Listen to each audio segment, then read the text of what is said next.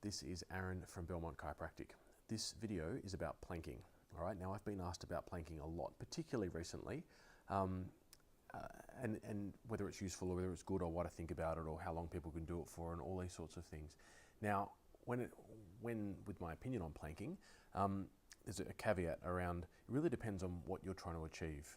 Now, if you're looking at planking as something that's going to give you strength and extra stability and help protect your spine if you get really good at it, you're probably wasting your time.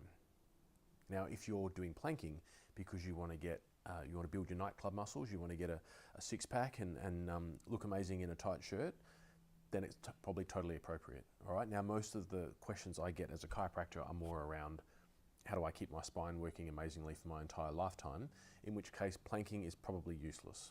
All right. Now, the reason that we exercise, the reason that we're trying to build muscles, or I prefer to say build stability in our spine, is so that we can move through space without breaking in half. Now, when you're exercising, and planking is normally done on your elbows, when you're exercising on your elbows, trying to keep your body as rigid and as still as possible, you're not really building any of those pathways in your brain. You're just holding some muscles and you're weight bearing through your shoulders, which, newsflash, us humans don't actually really do that.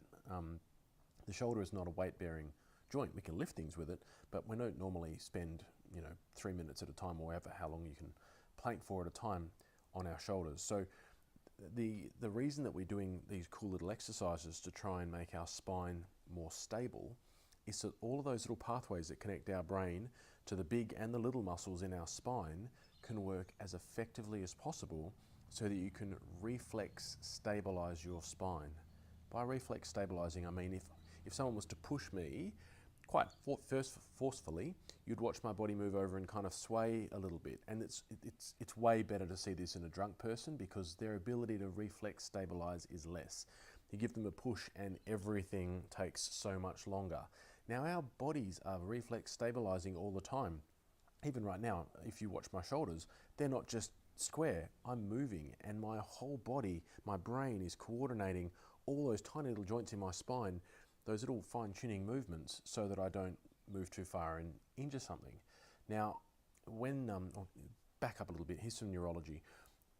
Most of the muscles on the right side of my body are controlled by the left side of my brain. When I say most, I mean the ones in my arm, the ones in my legs. The ones in my trunk, though, are controlled by the same side of my brain. Now, that is an efficiency thing that our bodies have got built into them, because if I'm going to put my arm out, the muscles on the left side of my trunk down here have to fire off, or I'm going to fall over because my balance is going to change. Now, that's all coordinated from the same side of my brain.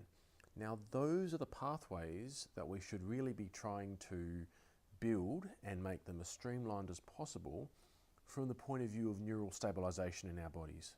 All right, it's not all about strength, it's about coordination. Now, the coordination of your spine, to build that, first you want to get all the joints in your spine moving in a uniform way. Kind of the job of a Gonstead chiropractor. In fact, that is right in our wheelhouse. All right.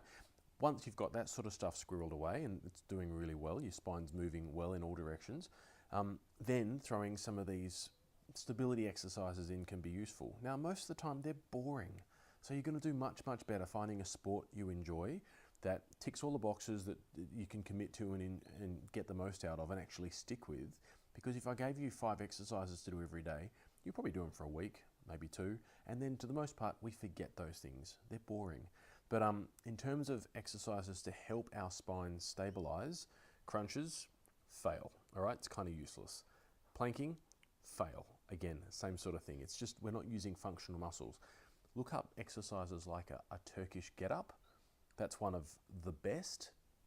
Just learning how to handstand in general works our core kind of the other way around, but it needs full contraction of all those muscles. But just going for a long walk and holding some tension in our abdominal muscles, your body's getting a full workout. Generations ago, when we spent most of our days walking, people's spines, funnily enough, weren't exploding all the time. They were fit, healthy spines used to those movement pathways that they were doing on a regular basis. All right, but just on walking, walking is a fantastic exercise, and if all of us did it all the time, we wouldn't get injured very often. But if I just go to the gym and walk on a treadmill, so this is the exercise that I'm doing on a treadmill, and that's how I go to the car, and that's how I pick up my kids. And the only movement my spine does is this.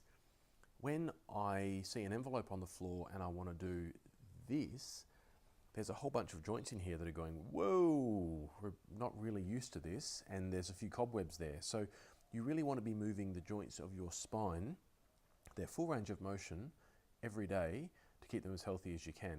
And planking achieves zero of that stuff. Now, it can be part of a complete breakfast. It can be part of a complete workout in like these CrossFit things and that kind of stuff. But as something that you're going to do religiously every day because you believe that it's going to keep your spine working properly, fail. It ain't going to work. Enjoy the rest of your day.